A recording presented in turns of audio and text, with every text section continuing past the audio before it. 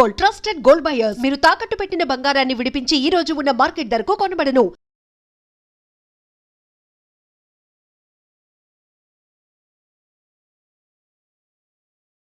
నమస్కారం, welcome to I dream. ధర్మ మార్గం విత్ విజిత కార్యక్రమానికి స్వాగతం. ప్రస్తుతం మనతో పాటు ఉన్నారు హరే కృష్ణ గోల్డెన్ టెంపుల్ నుంచి హరే కృష్ణ మూవ్మెంట్ ప్రెసిడెంట్, అక్షయ పాత్ర రీజనల్ ప్రెసిడెంట్ శ్రీమాన్ సత్య గౌర చంద్రదాస ప్రభుజీ గారు మనతో పాటు ఉన్నారు. ఇప్పుడు వారితో మాట్లాడి కృష్ణ తత్వం గురించి, కృష్ణాష్టమి రాబోతోంది, దాని గురించి అడిగి మరిన్ని వివరాలు తెలుసుకునే ప్రయత్నం చేద్దాం. హరే కృష్ణ ప్రభుజీ. హరే కృష్ణ ప్రభుజీ, కృష్ణాష్టమి రాబోతోంది. కృష్ణుడు జన్మించిన ఈ అష్టమినే మనం కృష్ణాష్టమి అని, శ్రీకృష్ణ జన్మాష్టమి అని రకరకాలుగా సంబోధించుకుంటూ ఉంటాం. మరి అంటే కృష్ణుడి జననానికే ఎన్నో కారణాలు ఉన్నాయి. ఒక పర్పస్ ప్రకారమే ఆయన జన్మం తీసుకున్నారు. అసలు ఈ కృష్ణాష్టమి విశిష్టత గురించి, దాని గురించి వివరించండి. నాకు అన్నమాచార్యులు రాసిన ఒక చక్కటి పాట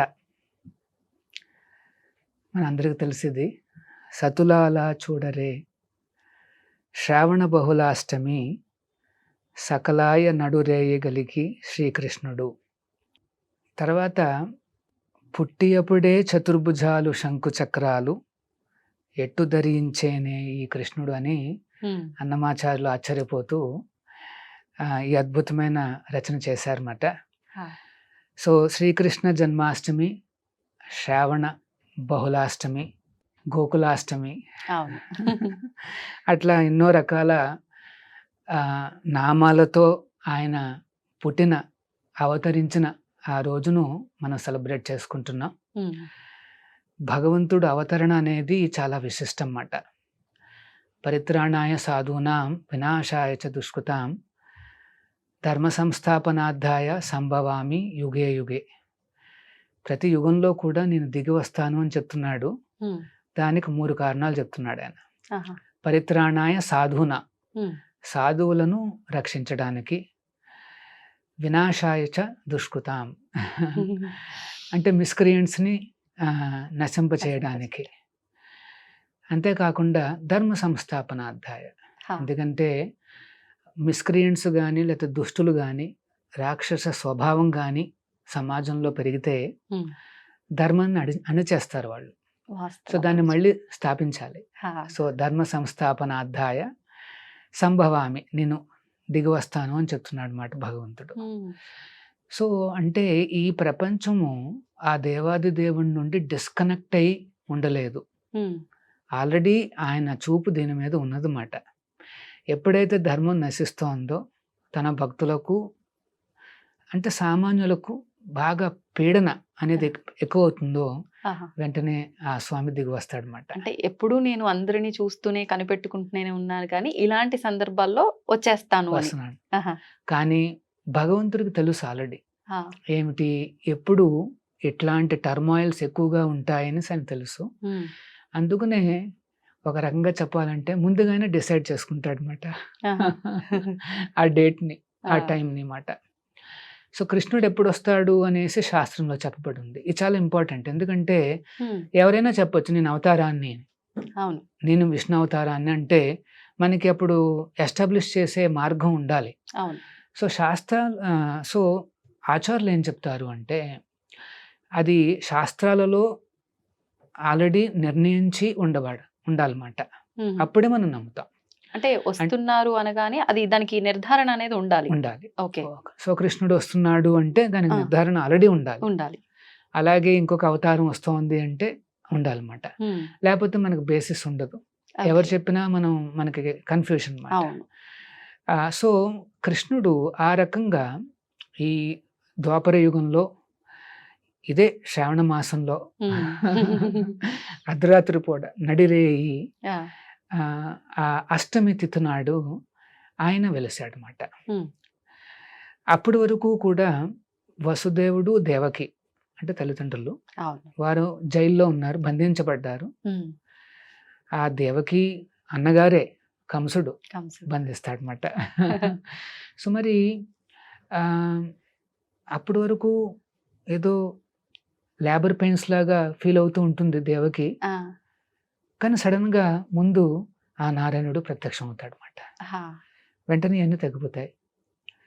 సో ఏమిటా అని చూస్తే సాక్షాత్తు భగవంతుడు వెంటనే తన ప్రార్థనలన్నీ సమర్పించి వెంటనే నారాయణుడు చిన్న బాలకుడుగా మారిపోతాడు. ఎలా మారుతాడు? అవతరించిన తర్వాత వెంటనే మారిపోతాడు. అట్లాగా ఎట్లా మారుతాడు? పుట్టేయప్పుడే చతుర్భుజాలు శంకు చక్రాలు ఎట్టు ధరించిన ఏ కృష్ణుడు అనేసి, అంటే ఆ చిన్న పిల్లవాడుగా ఉన్నప్పటికీ 4 చేతులు కనిపిస్తున్నాయి. శంఖ చక్ర గదాయుధాలతో, వైడూర్యాలతో, కిరీటాలతో, పెద్ద జుట్టుతో. ఇంకా చూసిన వాళ్ళకి అర్థమైపోతుంది అన్నమాట, సాక్షాత్తు ఆ విష్ణువే అవతరించాడు అనేసి. అట్టే కిరీటము నాభరణాలు ధరించి ఎట్ట నెదుటనున్నాడు ఈ కృష్ణుడు అనేసి అన్నమాచార్యులు ఆచార్యపోతూ చెప్తున్నారు. అంటే భగవంతుడి యొక్క అవతరణ సాధారణ బాలకుడిలాగా జరగదన్నమాట. ఆయన నిర్ణయించుకున్న ముహూర్తంలో ఆయన నిర్ణయించుకున్న విధంగా అవతరిస్తాడు. ప్రభుజీ, ఇప్పుడు ఆమె అంటే కృష్ణుడి తల్లి గర్భధారణ జరిగినట్టు అదంతా ఆనవాళ్ళు ఉన్నాయి, కానీ గర్భం నుంచి నార్మల్గా అందరికి సహజంగా డెలివరీ జరిగిన విధానము అదంతా కూడా ఎక్కడ రాసి పెట్టలేదు. అంటే అది అక్కడికక్కడికి సృష్టించబడా కృష్ణుడు? అవతరించబడాడు. అంటే అవతరణ అంటే మనం అర్థం చేసుకోవాలి. అవతారము అంటే భగవంతుడు తన ధామం నుండి మనం ఉండే ప్రదేశానికి దిగి వస్తాడు. మనం మెట్లు దిగి వచ్చినట్టుగా ఆయన దిగి వస్తాడు అన్నమాట. అంటే మెట్లు దిగుతాడా లేకపోతే ఇంకొక రకంగా చేరుకుంటాడా, అది ఆయన ఇష్టం. అంతే. ఇప్పుడు అంటే కారాగారంలోనే ఆయన ఆవిర్భావం జరగటానికి వెనకాల ఆంతర్యం ఏదైనా ఉందండి? అంటే మొత్తం లీలంతా కూడా ఎట్లాగైందంటే దేవకి పెళ్లి చేసుకోగానే ఆనవాళ్ళు ఏమిటంటే అన్నగారు రథంలో తోలుకుని వెళ్ళి ఇంటికి అంటే వేంకులకు అప్పచెప్పాలి, వాళ్ళ ఇంటి వరకు వెళ్ళాలి. మనం ఇప్పటికీ కొంతమంది చూస్తుంటాం. సో అట్లాగే కంసుడు తీసుకుని వెళ్తుంటే వెంటనే ఒక ఆకాశవాణి వినిపిస్తుంది అన్నమాట. నువ్వు మురుకులాగా ఉన్నావు, నువ్వు ఎవరినైతే తోలుకుని వెళ్తున్నావు, నీ చల్లాయి అష్టమ గర్భం నీకు మృత్యు అవుతుంది అంటుంది. వెంటనే కంసుడికి అర్థమైపోతుంది అన్నమాట, ఓహో నేను నా మృత్యువుని నేను తీసుకెళ్తున్నానని చెప్పి వెంటనే చాలా క్రూరంగా మారిపోతాడు. అప్పటి వరకు చల్లాయి ఎంతో ఆప్యాయంగా చూసుకుంటున్నవాడు వెంటనే ఒక ఖడ్గాన్ని తీసుకుని జుట్టు పట్టుకుని చంపడానికి రెడీ అయిపోతాడు అన్నమాట. వెంటనే వసుదేవుడు అప్పుడు కొత్తగా పెళ్ళయింది, భర్త బాధ్యత ఏమిటంటే భార్యను రక్షించాలి. వెంటనే కొద్దిగా కంసుడితో మాట్లాడడం మొదలు పెడతాడు అన్నమాట. అంటే వసుదేవుడికి మంచి పేరుంది సొసైటీలో, ఏమిటంటే మాట ఇస్తే నిలుపుకుంటాడు అని. సో కంసుడు చూస్తున్నాడు వసుదేవుడు ఏం చెప్తాడా అని. వసుదేవుడు అంటాడు, నేను కావలిస్తే పుట్టిన ప్రతి పిల్లవాడిని నీకు అప్పచెప్తాను అంటాడు అనమాట. వెంటనే కంసుడు ఒప్పుకుంటాడు, ఎందుకంటే తెలుసు మాట నిలబెట్టుకుంటాడు. అయినప్పటికీ బంధించేస్తాడు. మొట్టమొదటి కొడుకు పుడతాడు. దేవకి కళ్ళ ముందే వసుదేవుడు తీసుకుని వెళ్ళి కంసుడికి అప్పచెప్తాడు అనమాట. ఎంతో బాధాకరంగా ఉంటుంది. వెంటనే కంసుడు ఏమనుకుంటాడంటే, అరే నువ్వు మాట నిలబెట్టావు అని చెప్పి, నా మృత్యు వచ్చేది 8వ గర్భం కదా, ఇప్పుడు పర్లేదులే నువ్వు తీసుకెళ్ళిపో అని చెప్తాడు అనమాట. బా ఎంత మార్పు వచ్చిందిరా అని చెప్పి ఆనందంగా తీసుకువెళ్తుంటే ఈ లోపల కంసుడు యొక్క అనునూయులు ఉంటారు కదా, వారందరూ ఏమంటారంటే మనం విష్ణువుని నమ్మలేము, 8 అన్నాడు, మరి ఒకటైతే ఫస్ట్ గర్భమే అయితే ఉండొచ్చు. సో వెంటనే కంసుడు సంశయం అక్కడ చాలా కిరాతకంగా ఆ బిడ్డను తీసుకుని చంపేస్తాడు అనమాట. అట్లాగా 6 చంపగా 7వ సంతానం ఎవరు అంటే సాక్షాత్తు అనంతుడు, బలరాముడు అన్నమాట. దేవకి గర్భంలోకి ప్రవేశిస్తుంది. అప్పుడు భాగవతం ఏం చెప్తోంది అంటే, ఆ భగవంతుడు శ్రీకృష్ణుడు తన యోగమాయను పిలిపిస్తాడు అన్నమాట.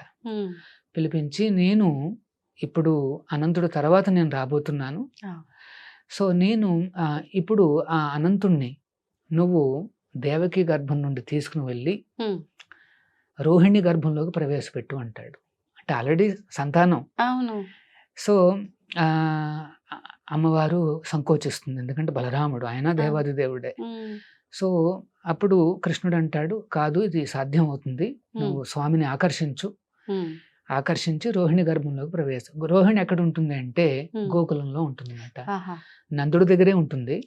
సో ఆ రకంగా తీసుకెళ్ళమని చెప్పి ఆ యోగమాయను కూడా గోకులంలో పుట్టమని చెప్తాడు అన్నమాట. సో ఆ రకంగా ఆ అరేంజ్మెంట్ పూర్తి కాగానే అందరూ ఏమనుకుంటారు అంటే దేవకికి గర్భస్రావం అయిందనుకుంటారు, మిస్కేరేజ్.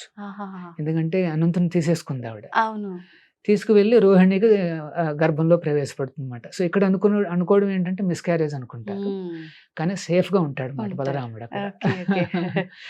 తర్వాత ఆ భగవంతుడు ఆ రకంగా అవతరిస్తాడు. అంటే ఫస్ట్ దేవకి ముందు అవతరించి తన బిడ్డగా మారిపోతాడు అనమాట. అలా 4 చేతులతో కనిపించగానే దేవకి పుత్రవాత్సల్యంతో నువ్వు ఇట్లా ఉంటే కంసుడు వస్తాడు చంపేస్తాడని భయపడుతూ ఒక నార్మల్ బాలకుడుగా మారిపోవని కోరుతుంది, సామాన్య బాలకుడుగా.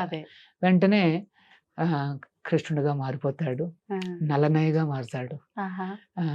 కొత్త మేఘం ఏ రకంగా బ్లూ కలర్ లో ఉంటుంది చూడు, ఆ కలర్ లో ఆ భగవంతుడు కనిపిస్తాడు అనమాట. అవతరించగానే వెంటనే వసుదేవుడికి ఏం చెప్తాడు అంటే నన్ను ఇక్కడ నుండి తీసుకువెళ్ళి గోకులానికి తీసుకువెళ్ళు అంటాడు అనమాట. అదే అష్టమి గడియల్లో స్వామిని తీసుకుని వెళ్ళి గోకులానికి ప్రయాణిస్తాడు. అందుకనే గోకులాష్టమి అని కూడా అంటారు. సో ఆ రకంగా గోకులము అంటే గోవుల కులము అంటే ఆవులు ఎక్కువగా పెద్ద ఆవులు ఉండే కమ్యూనిటీ మాట. అదే గోకులం అంటే. బృందావనము, గోకులము, మథుర అంటే ఇంకా ఎన్నో ఆవులు ఉంటాయి అక్కడ. నందుడికి లక్షలాది ఆవులు ఉన్నాయని చెప్పబడిన శాస్త్రం చెప్తా అన్నమాట.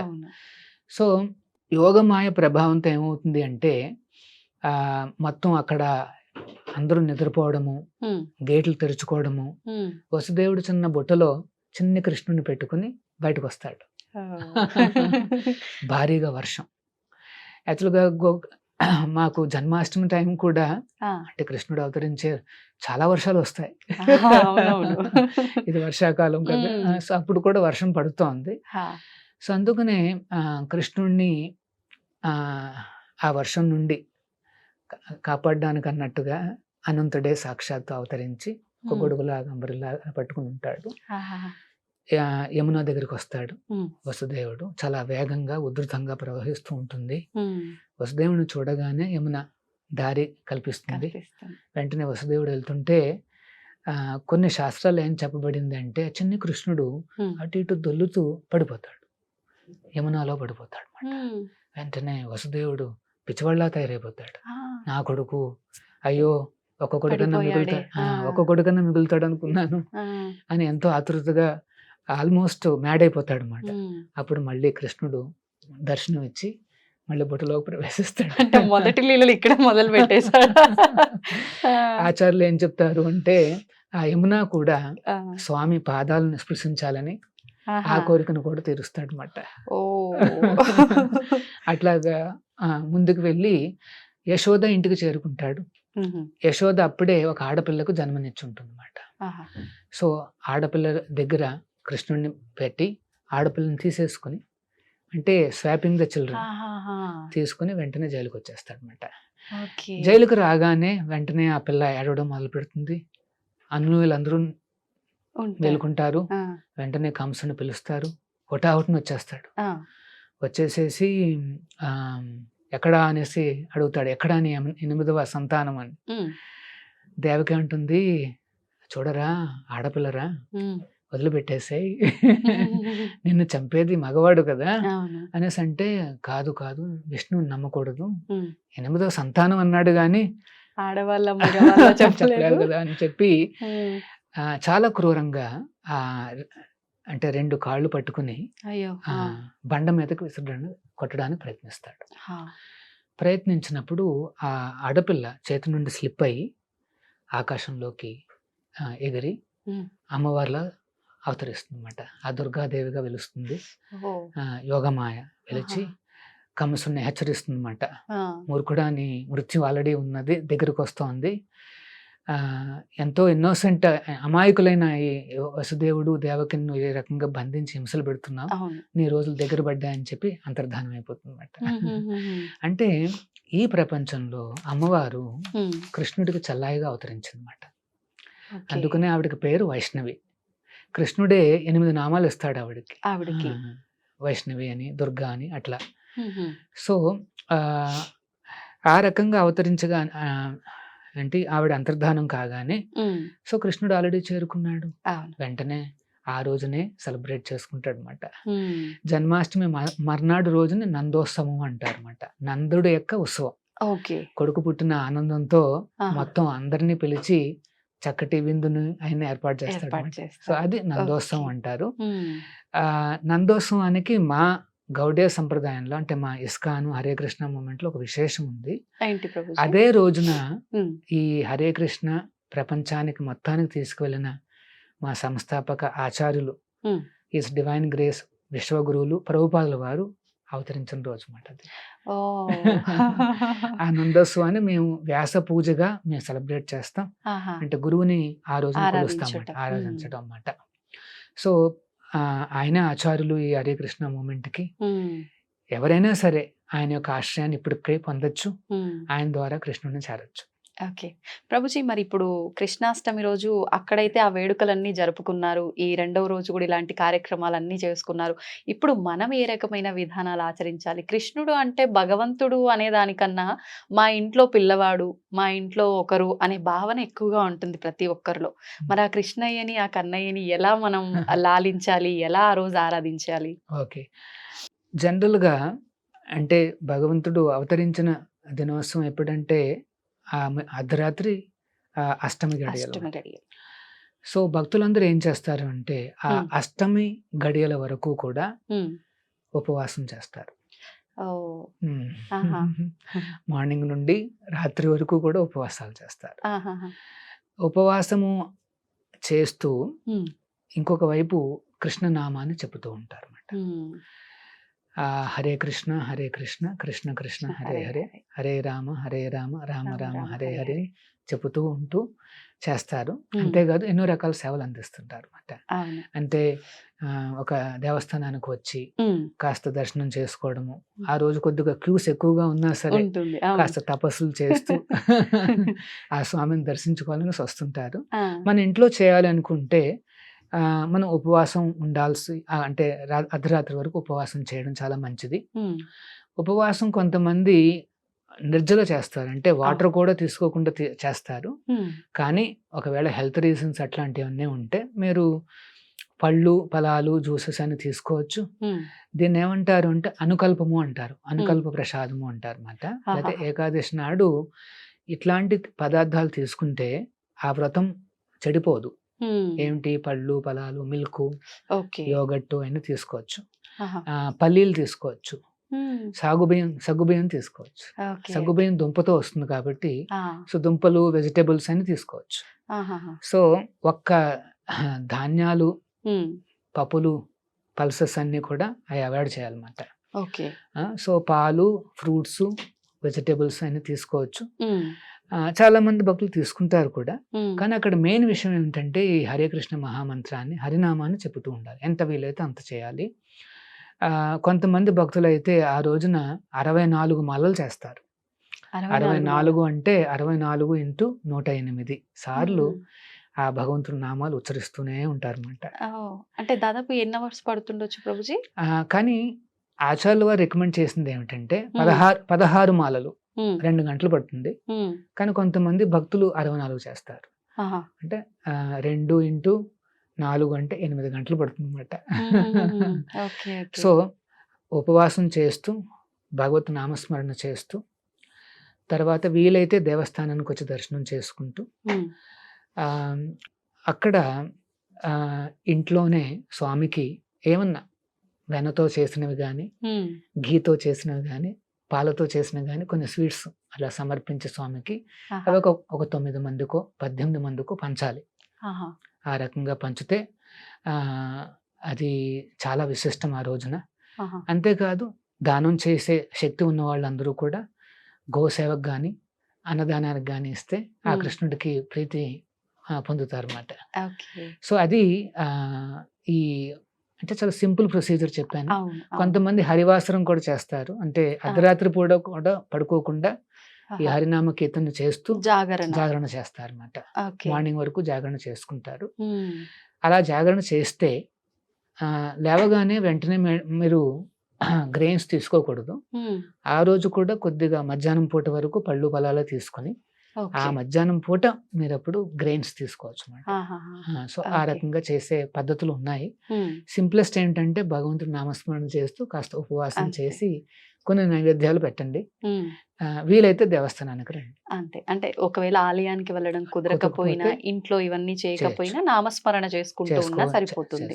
ఉమ్. వీలైతే ఆ గ్రెయిన్స్ అనేవి అవాయిడ్ చేయాలి. అవాయిడ్ చేయాలి. ఓకే.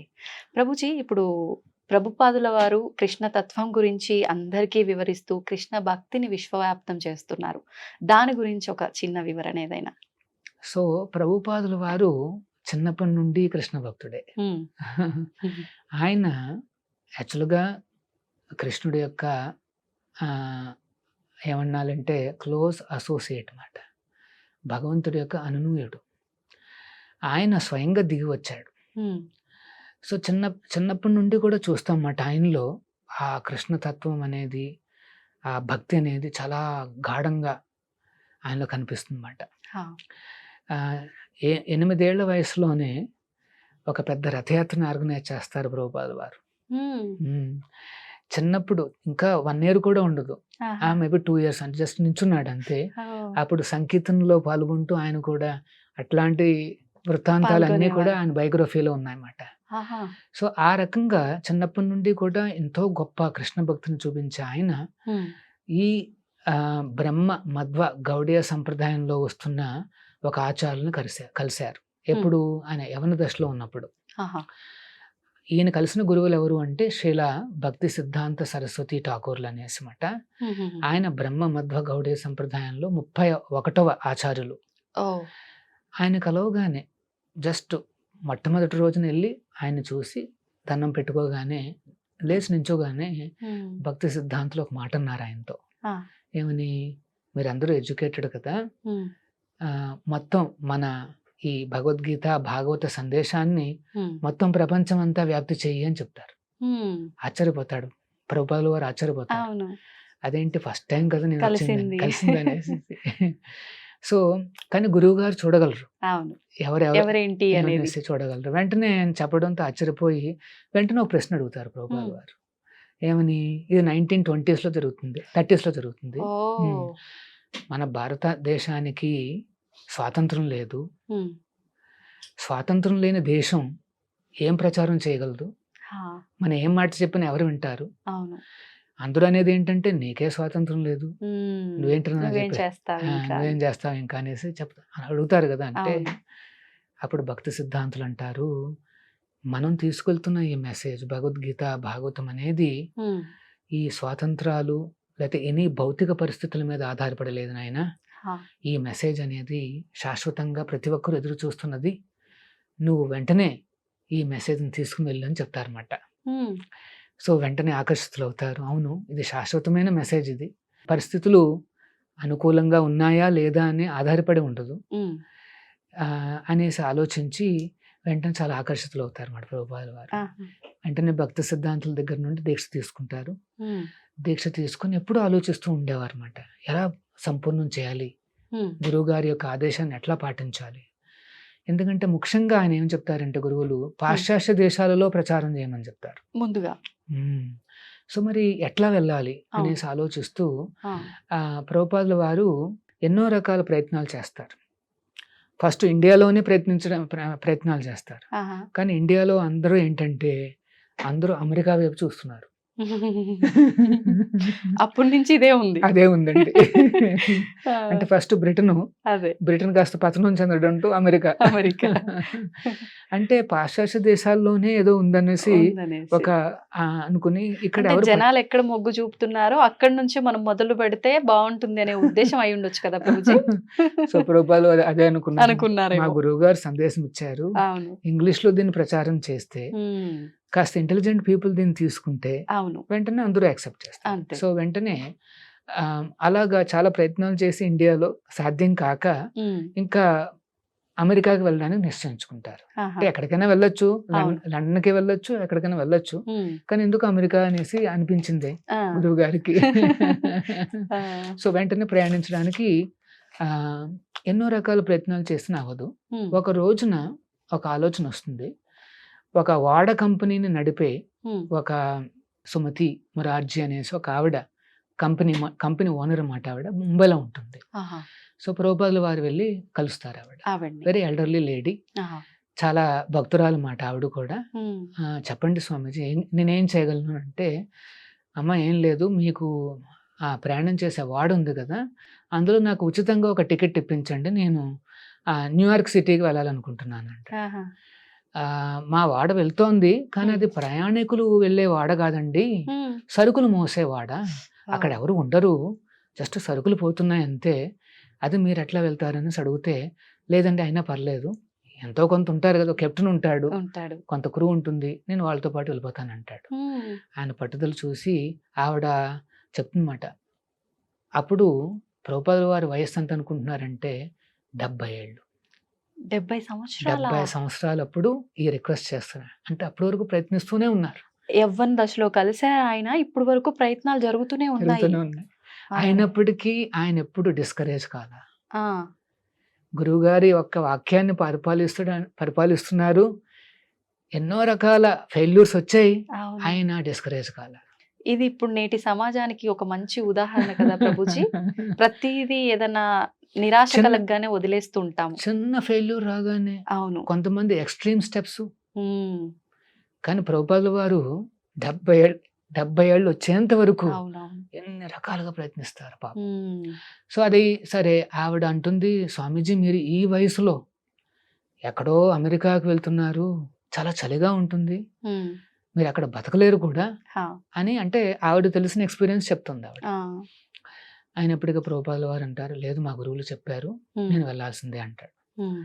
ఎట్లాగా కన్విన్స్ చేయడానికి ప్రయత్నిస్తోందన్నమాట. తర్వాత అంటుందన్నమాట, అక్కడ మీరు రావాలని ఎవరు కోరుకోవటం లేదు, మిమ్మల్ని ఆహ్వానించిన వాళ్ళు కూడా ఎవరు లేరు, మీరు అక్కడికి ఎందుకు వెళ్తున్నారు, ఎంత పెద్ద రిస్క్ ఎందుకు తీసుకుంటున్నారు, ఉండిపోండి అంటూ. అయినప్పటికీ ఆయన వెంటనే ఆ పట్టుదల చూసి ఆవిడ సరే స్వామీజీ అని చెప్పేసి ఒక టికెట్ ఇస్తుందన్నమాట. ఆ వాడ పేరు జలదూత. సో ప్రభుపాదుల వారు అందులో ప్రయాణిస్తారు. ప్రయాణించినప్పుడు ఫస్ట్ 3-4 రోజుల్లో శ్రీలంక, అంటే మన ముంబై నుండి ప్రారంభమై అలా శ్రీలంకకు చేరుకుంటుంది. అక్కడ నుండి మెయిన్ స్ట్రీమ్ ఓషన్లోకి వస్తే ఎక్కడ చూసినా సముద్రం. వెంటనే సీ సిక్నెస్ వచ్చేస్తుంది ఆయనకి. వచ్చేసేసి ఆకలి అనిపించదు, కాస్త వామిటింగ్ లాంటిది సెన్సేషన్ ఉంటుంది, చాలా వీక్ అయిపోతారు. ఒక రోజున హార్ట్ అటాక్ వస్తుంది. చాలా హార్ట్ అటాక్ రాగానే సమూహం ఆ కెప్టెన్ వీళ్ళందరూ వచ్చి కాస్త సేద తీర్చి ఫస్ట్ ఎయిడ్ ఇస్తారు, కాస్త తీసుకుంటారు. కానీ ఆయనకి ఆకలి ఇంకా రాదు మాట, వెనక్కి రాదు ఏమి. నెక్స్ట్ ఇంకొక 2 రోజులు కాగానే మళ్ళీ ఇంకొక సెకండ్ హార్ట్ అటాక్ వస్తుంది. వెంటనే కుప్పకూలిపోతారు. అనుకున్నారంట, మేబీ నాకు ఈ రకంగా రాసి పెట్టుందేమో, వాడలోనే నేను పరంపదించాలని రాసి పెట్టుందేమో అని అనుకుంటారు. ఎందుకంటే 70 years కదా. కానీ ఆయన అలాగా ఒక ఆపస్మారక స్థితిలో ఉన్నప్పుడు ఆయన కలలోకి కృష్ణుడు కనిపిస్తాడు అన్నమాట. కనిపించి ఇంకా నీకేమీ కాదు ఇక్కడ, నువ్వు అమెరికాకు ప్రయాణించని చెప్పి, ఈ పడవకి ఇంకేం కాదని చెప్పి ఒక అష్యూరెన్స్ ఇచ్చి, అప్పుడు ప్రభుపాదుల వారు ఏం చూస్తారు అంటే, దశావతారాలు స్వయంగా ఆ పడవని తీసుకెళ్తున్నట్టుగా కల వస్తుంది అన్నమాట.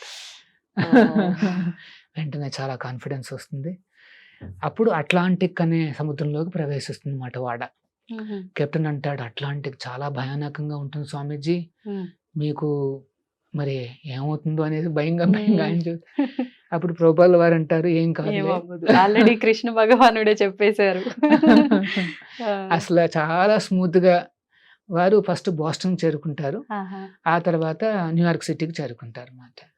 చేరుకుని దిగుతున్నప్పుడు స్వామీజీ చేతిలో 5 ట్రంక్ బాక్సులు ఉంటాయి, అవన్నీ భాగవతం పుస్తకాలు, ఆయన చెందింది ఇంకొక చిన్న బ్యాగు, 40 రూపాయలు చేతిలో ఉన్నాయి, 70 ఏళ్ల వయసు, ఎవరూ లేరు. సహాయానికి ఆ, అలా దిగుతూ ఉన్నప్పుడు ఆ కెప్టెన్ పేరు పాండే. పాండే గారు, నా దగ్గర $1 లేదు, నా దగ్గర కొన్ని పుస్తకాలు ఉన్నాయి, నేను ఒక సెట్ ఇస్తాను మీకు, మీరు పుస్తకాలను తీసుకుని మీకు అంత తోస్తే అంత డబ్బులు ఇవ్వండి అని అడుగుతారు. సో ఆ రకంగా ప్రభుపాదుల వారు ఆ డబ్బు తీసుకుని, దాంతో పెద్ద పెద్ద ఏరియాస్ లో ఉండడానికి లేదు, ఒక చిన్న బస్తీలో, అక్కడ ఏమంటారంటే లోవర్ ఈస్ట్ సైడ్ అనేసి ఒక ప్లేస్ మాట న్యూయార్క్ సిటీలో, అక్కడ ఒక చిన్న బస్తీలో ఆయన ఒక అమెరికన్ యంగ్స్టర్ ఎవరో ఉంటారు, ఆయనతో రూమ్ షేర్ తీసుకుంటారు. ఎందుకంటే ఓన్ గా రూమ్ తీసుకోవాలంటే లేదు, డబ్బులు లేవు. వాడేమో డ్రగ్ అడిక్ట్. ఒక రోజున స్వామీజీని హాని చేయడానికి వస్తాడనమాట. వెంటనే ఇంకా అక్కడి నుండి స్వామీజీ హుటాహుటిన స్టెప్స్ దిగిపోయి బయటకు వచ్చేయాల్సి వస్తుంది. అట్లాగా ప్రయాణమైన ప్రభుపాదుల వారు, అంటే స్టోరీ అక్కడ కాస్త కట్ చేస్తే 11 సంవత్సరాల తర్వాత చూస్తే ఆయన 108 దేవస్థానాలు మొత్తం అన్ని ఖండాల్లోనూ స్థాపించారు. 10,000 మంది శిష్యుల్ని శిష్యరికం ఇస్తారు అన్నమాట.